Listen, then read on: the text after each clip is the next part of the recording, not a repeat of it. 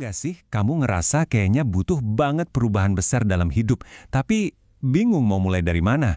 Nah, hari ini kita bakal gali satu pesan kuno dari Injil Lukas, pasal 3, yang ternyata, wah, relevan banget buat kita sekarang. Ini bukan cuma cerita lama, tapi sebuah panggilan buat perubahan yang radikal. Oke, kita langsung aja ke intinya. Persiapkan jalan untuk Tuhan. Coba deh bayangin seruan ini menggema di tengah padang gurun hidup kita masing-masing. Ini tuh kayak panggilan buat transformasi total. Dan kita bakal cari tahu apa sih artinya ini buat kita zaman sekarang? Ini dia peta perjalanan kita hari ini. Kita mulai dari apa itu suara di padang gurun, terus kita bedah apa itu pertobatan yang sejati, lalu kita lihat wujud nyatanya gimana. Setelah itu kita belajar tentang hidup dalam kecukupan, dan terakhir, gimana semua itu ngebentuk pola hidup seperti Kristus. Siap? Oke, bagian pertama. Suara di padang gurun. Kita semua pasti pernah kan ngerasain padang gurun dalam hidup, ya masa-masa sulit, penuh masalah, atau pas kita ngerasa hilang arah. Nah, yang menarik, justru di tempat-tempat kayak ginilah sebuah suara panggilan terdengar. Dan ini bukan suara penghakiman loh, tapi suara harapan yang jauh lebih besar dari semua masalah kita. Wah, coba perhatiin deh bahasanya. Hai kamu keturunan ular beludak. Ini jelas bukan sapaan ramah kan? Yohanes di sini tuh nggak main-main. Ini bener-bener kayak alarm darurat yang bunyi kencang banget.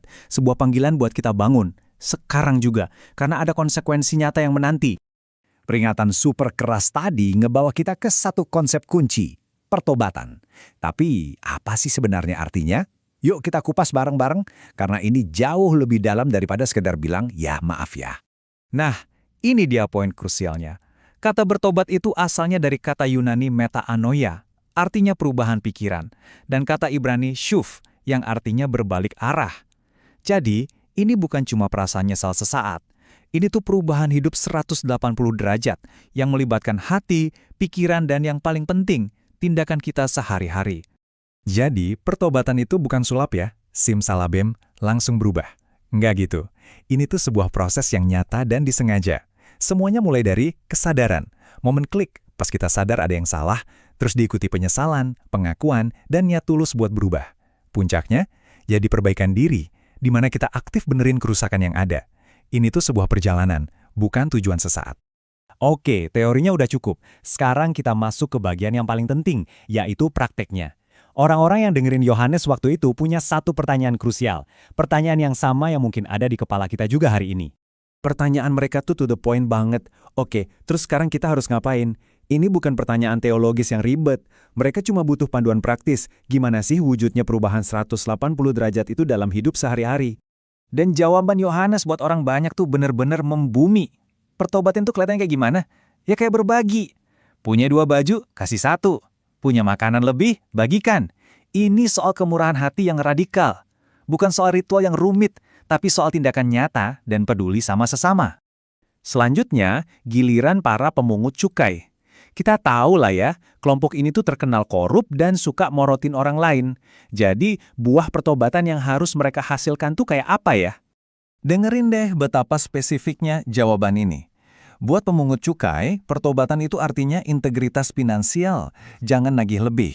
Intinya, stop korupsi. Ini pesan yang kuat banget. Perubahan spiritual itu harus kelihatan jelas di etos kerja kita. Terakhir, giliran para prajurit, orang-orang yang punya kuasa, punya senjata. Nah, pertobatan buat mereka yang punya posisi dan otoritas, itu kayak gimana wujudnya? Jawabannya punya 2 bagian penting. Pertama, jangan salah gunain kuasa, jangan meres, jangan nilap. Kedua, dan ini kuncinya, cukupkan dirimu dengan gajimu. Hiduplah dengan rasa cukup. Nah, poin terakhir ini bakal kita bahas lebih dalam lagi. Jadi kalau kita simpulkan bagian ini, semua instruksi praktis di Lukas 3 itu nunjukin kalau pertobatan sejati itu menghasilkan tindakan yang nyata yang bisa dilihat sehari-hari. Ini bukan cuma soal keyakinan di dalam hati, tapi soal gimana kita memperlakukan orang lain di pasar, di kantor, di lingkungan kita. Nasihat cukupkanlah dirimu buat para prajurit tadi itu ngebuka sebuah ide yang besar banget, hidup dalam kecukupan. Di tengah budaya kita yang terus-terusan nyuruh kita buat lebih, dan lebih, konsep nemuin kedamaian dalam kata cukup ini, wah, bener-bener radikal. Di sini kita lihat ada 2 fokus yang kontras banget. Dunia bilang, kumpulin harta sebanyak-banyaknya, padahal semua itu sementara. Tapi pesan di sini ngajak kita ubah fokus. Kumpulin harta surgawi, hal-hal kayak integritas, kemurahan hati, hubungan yang baik. Kedamaian sejati itu bukan datang dari punya banyak barang, tapi dari ngerasa cukup di dalam Kristus, yang nilainya kekal. Oke, kita sampai di bagian terakhir yang bakal nyatuin semuanya. Semua tindakan praktis tadi, berbagi, jujur di kerjaan, hidup cukup, semuanya itu ngerucut ke satu tujuan besar, ngebentuk pola hidup yang jadi cerminan iman kita. Terus, apa risikonya kalau kita abain panggilan buat berubah ini? Kalau hidup kita nggak menghasilkan buah, sumber kita ngegambarinya pakai kata yang kuat banget, kita jadi stuck atau mandek. Dan ini bukan diam di tempat loh, ini tuh kayak lagi di jalan menurun yang aktif, menuju kelelahan, kepahitan, dan jadi suka ngeluh. Coba kita lihat lebih dekat ya, bahaya hidup yang stuck ini. Ini tuh kayak pohon yang berhenti tumbuh terus mulai mati. Kita jadi capek secara spiritual, hati kita jadi pahit, mulut kita isinya keluhan melulu. Yang lebih parah, ini bisa jadi siklus negatif yang nggak cuma hancurin diri sendiri, tapi juga ngeracunin orang-orang di sekitar kita.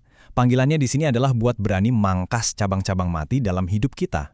Poin pemungkasnya adalah ini, keselamatan itu buat semua orang, inklusif. Dan cara terbaik pesan ini nyampe ke orang lain itu bukan cuma lewat kata-kata, tapi lewat pola hidup kita. Hidup kita jadi kayak surat Kristus yang terbuka, yang bisa dibaca sama semua orang di sekitar kita. Dan inilah pertanyaan terakhir buat kita renungkan sama-sama. Setelah kita dengar panggilan buat berubah, lihat contoh-contoh tindakan nyatanya, dan ngerti tujuannya, pertanyaannya balik lagi ke diri kita masing-masing. Udahkah hidup saya jadi surat Kristus yang terbuka, yang bisa dibaca dan menginspirasi orang lain?